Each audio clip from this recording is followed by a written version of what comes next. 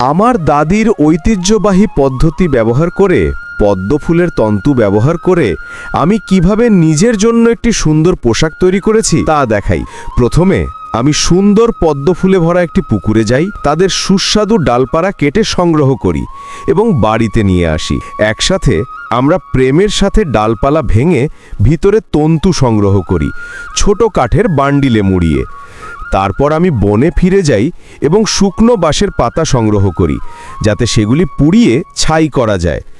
এই ছাই জলের সাথে মিশিয়ে আমি একটি সূক্ষ্ম কাপড় দিয়ে ছেঁকে ছাইয়ের দ্রবণ পাই।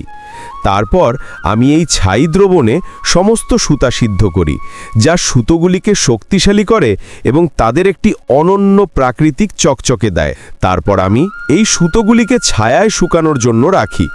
2 দিন পর আমি ফিরে এসে ভালোবাসার সাথে এগুলি থেকে কাপড় বুনতে শুরু করি। কাপড় বোনা হওয়ার পরে আমি এটিকে স্রোতের ধারে ভালোভাবে পিটিয়ে ধুয়ে ফেলি, তারপর রোদে শুকানোর জন্য রেখে দিই। এদিকে কাপড় রং করার জন্য আমি কিছু সপ্পান কাঠ নিই এবং 5 ঘন্টা ধরে সিদ্ধ করি, যাতে সমস্ত রঙিন পদার্থ জলে ছেড়ে যায়। কাপড় ছেঁকে নেবার পরে কাপড়টি এতে ভালোভাবে ভিজিয়ে রাখি।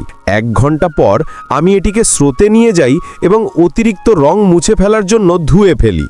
তারপর আমি এটিকে রোদে শুকানোর জন্য রেখে দিই। 1 দিন শুকানোর পর আমি এটি আবার তুলে নিই এবং ভালোবাসার সাথে নিজের জন্য একটি সুন্দর পোশাক তৈরি শুরু করি। এই কাজের জন্য অনেক পরিশ্রমের প্রয়োজন। তোমার মায়ের কসম দিয়ে বলছি, দয়া করে ভিডিওটি লাইক করুন, চ্যানেলটি সাবস্ক্রাইব করুন এবং একটি সুন্দর মন্তব্য করুন।